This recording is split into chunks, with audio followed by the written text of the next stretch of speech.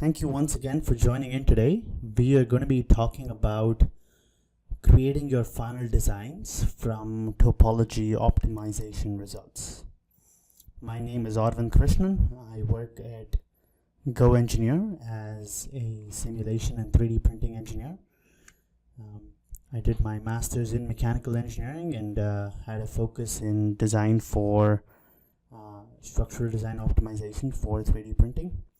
So really excited to bring this webinar to you. Let's go ahead and get started. The data set that we're going to look at today is going to be this truck of a colleague of mine, and more specifically we're going to look at the step on the side of the truck that we used to climb in. So that's going to be the focus of our talk today. And to get started, so first off, there's already some content out there on how topology optimization works and additional information on that. What we want to focus on today is, so I have this piece from the stepping region of the truck, and so what we do right now is we go ahead and create a CAD design of it, and then we can set up some loads and boundary conditions, describe what the different loadings are, where is it fixed, what material it's made out of, and we get some results in terms of what would be the best topology optimization shape. So the question is, what next? Right? What do we do with these results to then create a final design that we can actually use? And that's what's going to be the focus of today's webinar. SolidThinking Inspire is the tool that we're going to showcase, and it has one tool specifically called Polynurbs, which has a bunch of different features: create, fit, bridge, sharpen, wrap, split, adding and removing material. So we're going to look at all of these and see how these will affect my results, and how do I build geometry using these tools. Okay, so I wanted to point out to a couple of additional features that we have to modify geometry. So there's a couple of geometry modification tools that's already built inside of Inspire. And let's go ahead and look at a few of these. So the first one is a combine tool. And the combine tool, basically, if you've used any other CAD tool, it's very similar to that. You pick the pieces that you want to combine, and then you hit combine, and then they become one part. Okay, so we will be using this today, and to see how kind of create the final geometry and merge it with everything else. And then there is this clipping tool that we will use as well. And this clipping tool, basically, as we go through it, we'll kind of understand the benefits of it. But it helps us select a smaller region than that we can then create a wrap or a loft around. Okay, and we're also going to be one tool that we will not be using is the partition tool. Again, if you want to separate out your design space from your non-design space, which is the regions that you want to optimize and regions that you don't want to optimize, this partition tool helps create a very perfect split between the two, and create a good connection between the regions that are part of my design space as well. So that's one tool that's very beneficial. And lastly, once again, if you're creating geometry that you want to then go ahead and optimize, regions like fillets are not important in the initial conceptualization phase. So, and from a computational standpoint, from an FEA standpoint, it needs a lot of mesh elements. And hence, Inspire has a lot of built-in features like this round tool that goes in and removes some of these fillets to then create a design or create a final shape that's that can be optimized, but doesn't take as long because it needs slightly fewer mesh elements. Okay, so our starting point again today is, the assumption is that you've already ran a topology study and you have results like you see on your screen. So I will be talking about how you get here. I will be briefly referring to that. And but once again, to note, if you go to our YouTube page, youtube.com/GoEngineer, under the playlists and under Inspire, we have a few webinars that we've done that talk about how do you get to this topology result. Let's go ahead and get started. So I'm going to go ahead and switch to Inspire, and this is what the results look like. But let me quickly talk you through the setup of how to get here. So this is my initial shape, and I use that partition tool that I spoke about to divide the regions you see in gray, which constitute my non-design space, and the region that you see in maroon, which is my design space. And the region in maroon is the one that will be optimized today.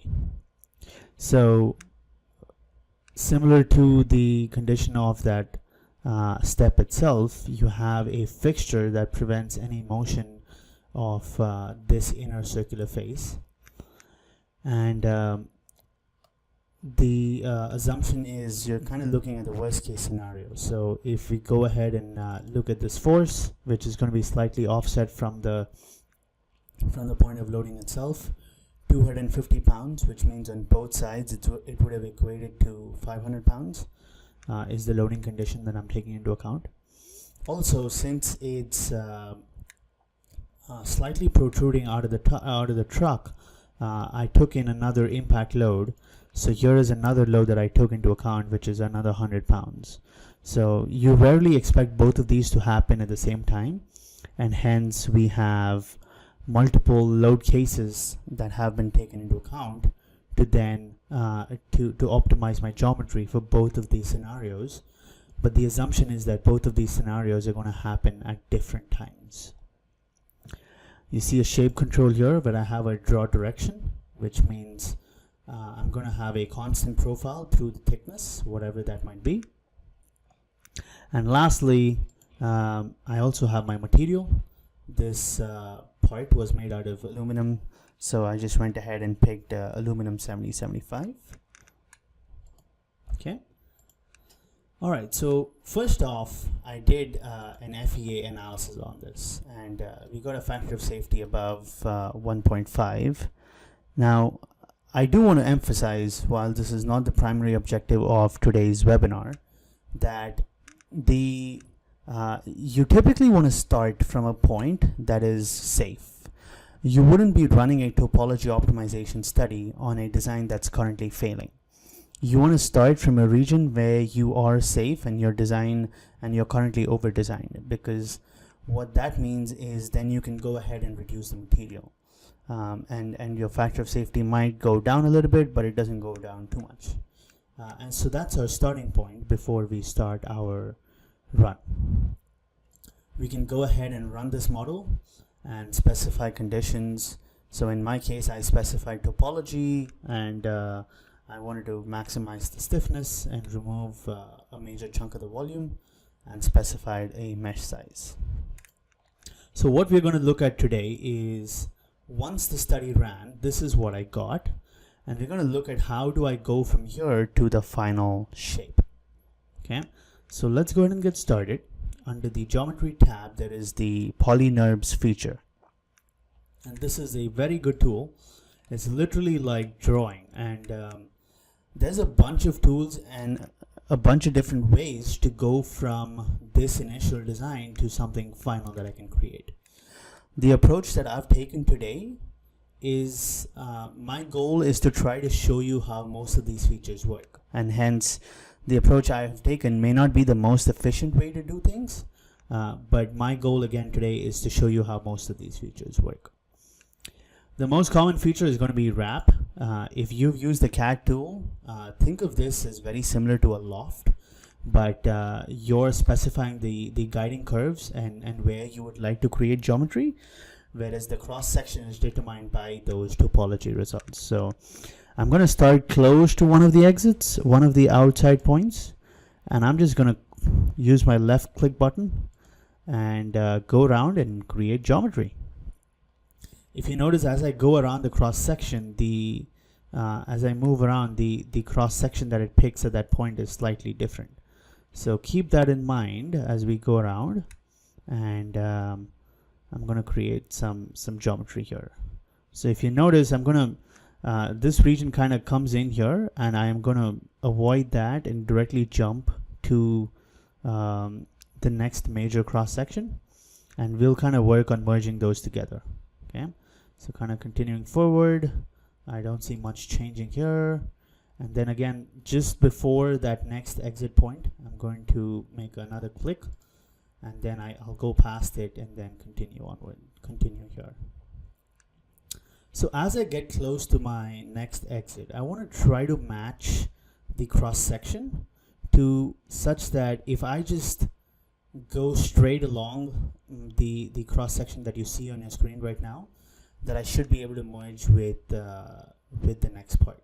So once again, if I go on this side, it's going to create geometry, but it's going to be hard to merge with the part beside it.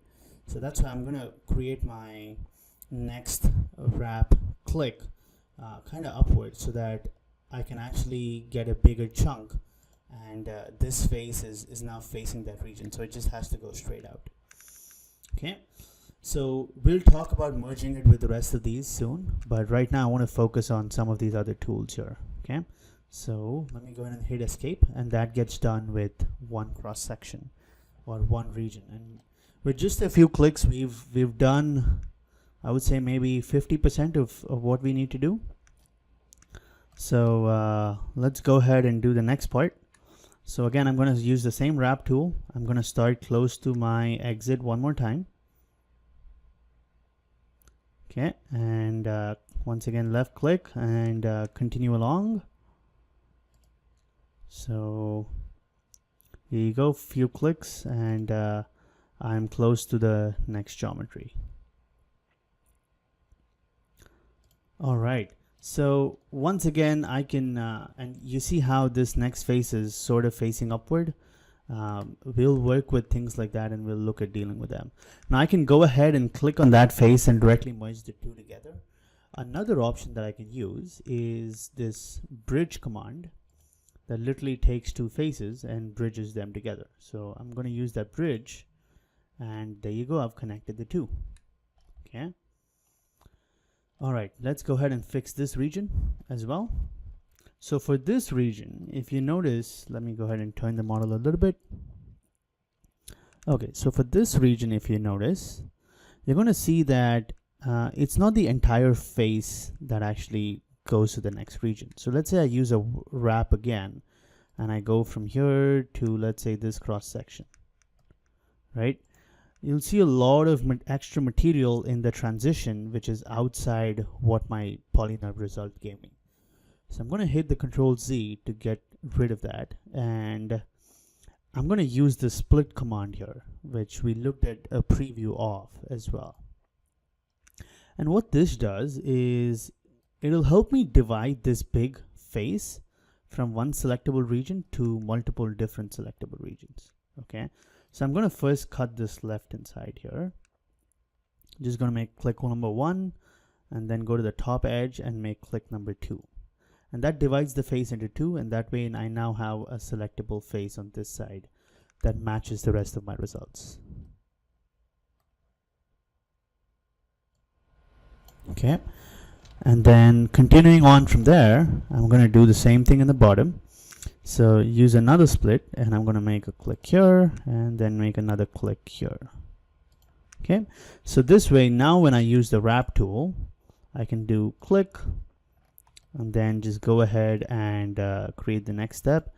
And what you'll notice is now I have a smaller section of the geometry coming and merging in with this. Okay, so just like before, I'm going to go ahead and make a click here, and then to avoid I'm going to make the next major jump a little bit after. Okay, so click again, and then finally I'm going to do another click here, but if you'll notice, it's the face is pointing in this direction, whereas I want it to be pointing in that direction. So we're going to work on fixing that as well. Okay. Now for this last part, I'm going to go ahead and hide this part. So I'm going to come in here to my tree and just hide these two. Okay. And if you notice this section, it's on the top, so it's not the entire face. So we'll use the split face again, and I'm just going to split this so that to a smaller region, and that way the region that I'm selecting is a lot smaller. I can probably do another split on this side. I don't think it's necessary, but why not? Okay, and then we can use bring those parts back and use the wrap tool again. I don't need the non-design space parts, but I like to have it as a reference. So here you go, click, and probably get another click in, right? And it's close enough. Okay, so there's my wrap tools, my bridge, and this little cage split command that helps me create this geometry. And I'm mostly there. I haven't merged with the rest of it yet, but that's what we're going to look at next. So I want to start with this big face here. Okay, so what I'm going to do is, this is where the create comes in. Even the plus and minus is useful here. So what we're going to do is we're going to go ahead and hit create, and I can literally just click the face and then drag it out, right? And for some of you'll notice that there's a major overlap. And it's coming outside as well. So the thinking is, wait, how is this actually geometry that works? But we'll deal with it. So as of now, I just want to make sure that I am covering regions that need to be covered, and there's a good transition from this one to this one, and this extension gives me that. Okay, so I'm going to go ahead and create the next extension. And this is where I want to show you the plus command. It does something very similar. You literally click a face and it continues extruding out from that face. Okay. So that's what that plus command does. Let me go ahead and fix this one as well. I'm not going to use the plus for this. I'm going to use the create. But if you select a face and you hover over an edge, it gives you the option to actually move that edge, right? Again, very similar to just imagine molding a clay to how you want it to look, right? And once I have this at a much better angle, then I can just use this arrow and drag it out in the region that I want. Okay. And yes, it is coming out a little bit, and we are going to fix all of that. Okay. Okay. Let me go ahead and fix the other two sides. These are facing in the direction that I want, so I can just go ahead and hit the plus sign, and that does that part, and it does this part. So basically it's okay to go over, but you don't want to go under. Okay, and we will fix whatever regions are gone over in just a little bit. All right, we're making progress. We've covered about 1, 2, 3, 4, 5 features. Let's look at the sharpen feature now. Okay, so what the sharpen feature does is, you'll see a lot of geometry here where there's a good fillet, and it's a very rounded edge, and I can go ahead and basically the sharpen feature just adds a little more of form to that face. Okay, so basically when I do this, you'll see a lot more sharper transitions between these. Okay, I can go ahead and do a couple of more clicks as well. Let's do this one and this one as well, right? And what you'll notice is that it's less organic, and there's more sharp corners, relatively sharper corners for these. Okay, so it just gives a better definition to some of the parts. Okay, that's what the sharpen does.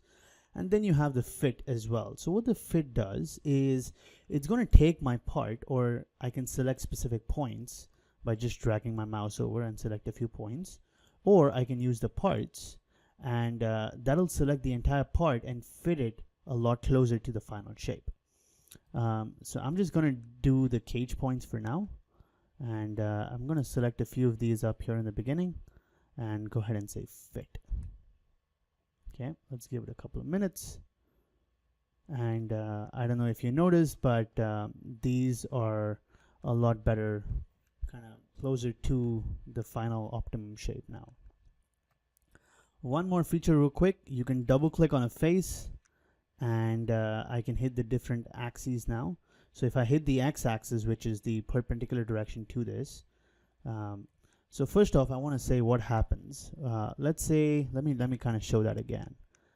Inside my Polynurbs command, if I double click on this face, it's going to select all the faces that are at a 30-degree angle or lesser. Okay, and then I hit X, and it's kind of going to get all of these relatively even on the same plane. So now that the command has gone through, you'll notice that they're all relatively flat. This region is probably a little bit lower than on this end, but for the majority of it, it's all relatively flat. So that's another command. Okay, now that I'm done with that, I want to show you how to fix some of these outside regions. So we are done with the old Polynurbs results. So I'm going to hide part 1 on my tree in the left. And let's go ahead and look at fixing these. So what I'm going to do is I'm going to create a copy of these two parts.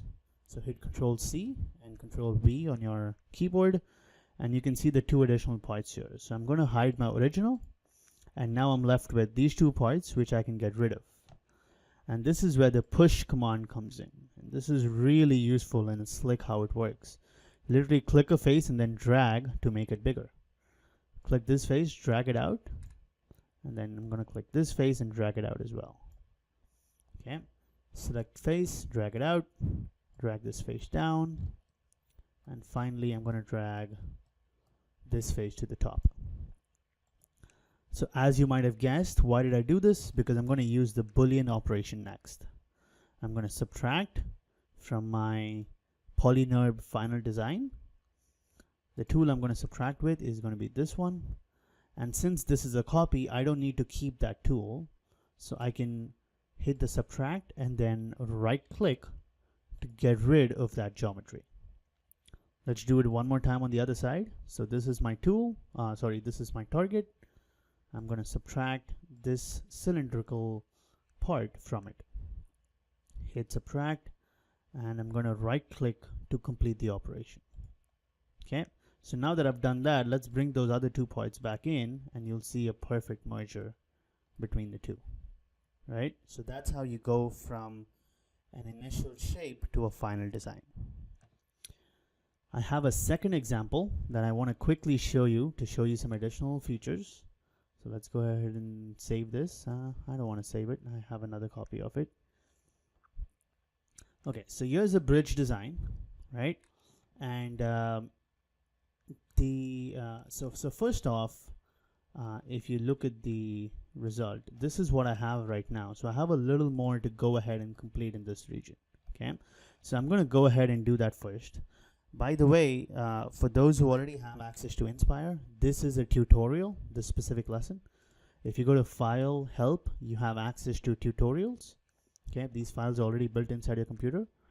So yeah, I'm going to go ahead, use the Polynurbs again, and use that little cage command and divide this region up. Okay, and if you'll notice, this is at an angle, so that cage command lets me kind of split it a little bit in the same face. Okay, so wrap tool again, start from here. We can just go through the cross sections, and I'm not going to go all the way if you notice, and we're going to do something to kind of merge that in. Okay, so nothing new than what we saw in the first half of this webinar, but so right now I have used section planes. So let me go ahead and turn those off. And this is what the entire bridge design looks like. Okay. So once again, let's turn off the Polynurb. And now I'm going to show you a couple of additional tools that's going to make your workflow a lot easier. Okay. So this is where, if you notice, I've kind of zoomed out a little bit. Okay. And I'm going to double click. Let's go ahead and exit out of that. Okay. I'm going to double click on this face. And just like before, double click picks up all those faces. And then I'm going to drag this, but instead of dragging it to a certain amount, I'm going to hover over this edge here in the bottom and select that midpoint and then just leave it. So basically what happened is all of those faces are going to snap towards the midpoint. Okay. Same thing I'm going to do on this side. Okay. So let me get rid of that. So go ahead and right click for that. Go back to the Polynurbs. Once again, double click. And this time I'm going to use that same arrow. But instead of snapping to a point, I'm going to go with that line and try to hover over the middle. There you go, there's my middle, and then I let go and it snaps to that. So why did we just do that? What this does now is it lets me use the mirror command. Okay, and now I can just pick this plane. Okay, so I don't think that was the right plane. Let me make sure I pick the right plane. There you go, that's the first one. So go ahead and mirror that. And you'll notice some level of overlap, which is fine. We'll deal with that in just a little bit. I want to do a second mirror about this face. There you go. In the parts, I want to pick both sides so that I have two sections of the mirror. And as you can see, it's probably gone out just a little bit. Let me make sure I pick the correct face.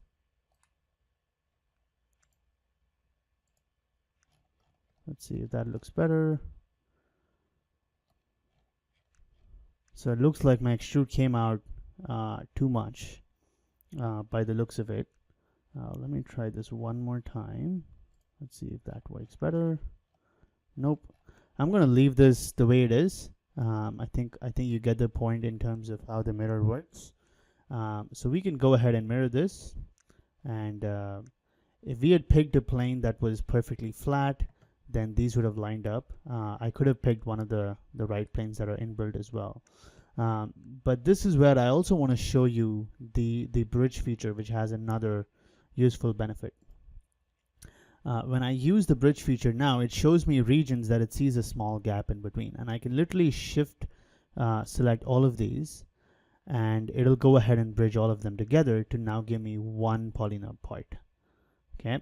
So now I have one Polynurb part that I created through the entire region. Okay. All right. So this is what we started with, and that's my final design, where I went ahead and used the Polynurbs feature to create something that's more meaningful, that's a Parasolid, that has faces, and that I can edit. Okay, using the Polynurbs tool. And that was the main purpose of today's webinar. Once again, this is Arvind Krishnan from GoEngineer, and I wanted to go ahead and thank you for taking the time to sit in. For those listening to the recording in the YouTube channel, once again, thank you for joining us.